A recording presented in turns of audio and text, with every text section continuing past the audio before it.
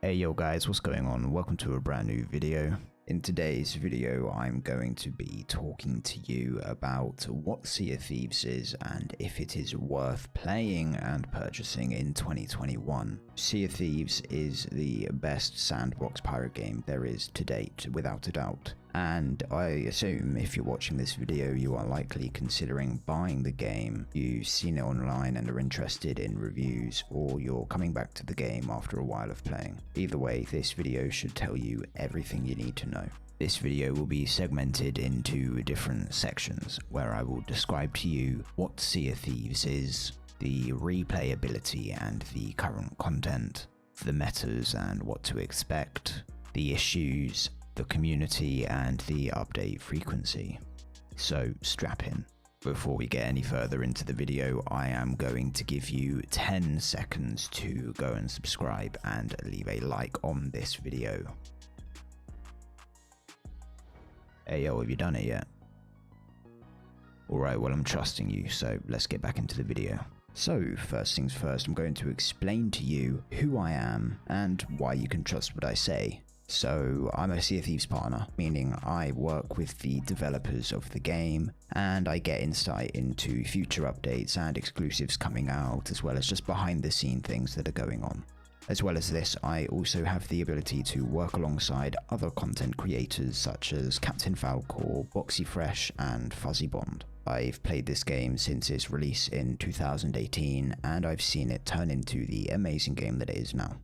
With my partnership in mind, I want to assure you I will not have any biased opinions in this video, just my own views, explanations, and facts. I'm known for giving my honest opinion and saying how I feel, as you can hear in my previous videos, for example, one of them being Let's Talk About Sea of Thieves. Anyway, let's get into the first topic. So as mentioned in the intro, I'm going to be talking to you about what Sea of Thieves is.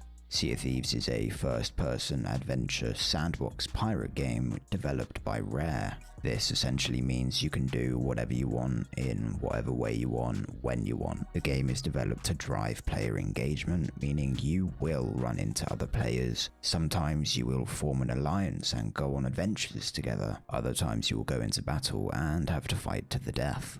However, there is no way in which you have to play the game. You do not have to do voyages, you do not have to do the main story or tall tales as they are called, and you do not have to just do PvP. It's your game, and when you complete the tutorial, you can play it in whatever way you want. The ultimate end goal of the game is essentially becoming a pirate legend, which is acquired by reaching level 50 in 3 of the trading companies. I have made a video on how to become Pirate Legend, so if that's something that interests you, then by all means go and give it a watch.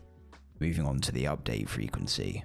Every 3 months the game is refreshed with a brand new season. Similar to those in Call of Duty or Fortnite, these updates are major content renovations, meaning they will add or change the game, giving you more ways to play. On top of this, they also give you a brand new battle pass. For example, in Season 2, Rare added a brand new in-game world event, which simply put is a global quest anyone can partake in, allowing new ways of earning gold, commendations, and reputation within the factions to become pirate legends. Each month there is some kind of live event, such as killing X amount of skeletons, and upon completing these challenges within the event, you will be rewarded time-limited cosmetics. Well, they're time limited for a short time until they're eventually added in future updates, so take that how you will. Well, that's about all there is for seasons. Just try monthly updates, major content renovations, and a new battle pass. Now, on a similar note, I'm going to talk to you about the playability or the replayability of the game.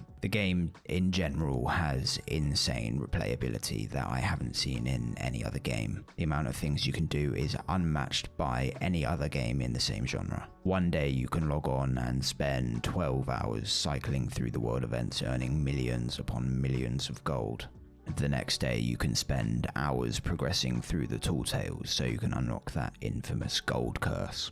There's never a time where you won't have something to do in the game. Aside from when you hit Pirate Legend, that's when the game can get pretty boring for a lot of players. Once you reach Pirate Legend, there's no real kind of end goal. You've now hit essentially the highest rank you can. Like, yes, you can go and increase the levels of your reputation in the companies further, but that ultimately doesn't reward you with anything aside from cosmetics. So once you get Pirate Legend, the only thing to work towards now is gold farming and unlocking the Dark Adventurer stuff, which is the most expensive cosmetics in the game. So the game does have insane replayability, but when you hit Pirate Legend, it can slow down tremendously, depending on what you want to do within the game. With that out the way, this is going to lead me on to the main topic, which should be addressed before I go any further: the meta and the community.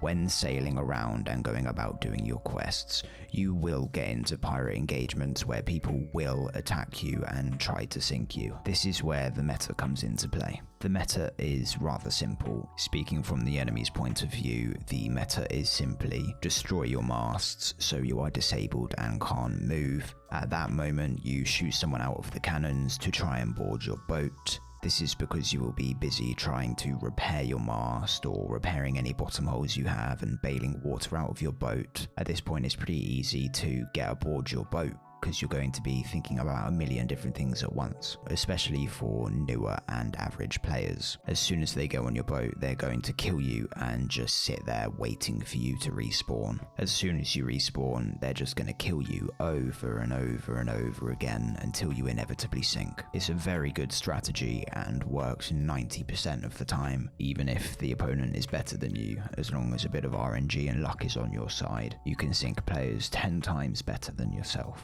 With that out of the way, this is where I move on to possibly the most important topic: the community. There is a portion of the community which abuse this meta in a less than sportsmanlike nature.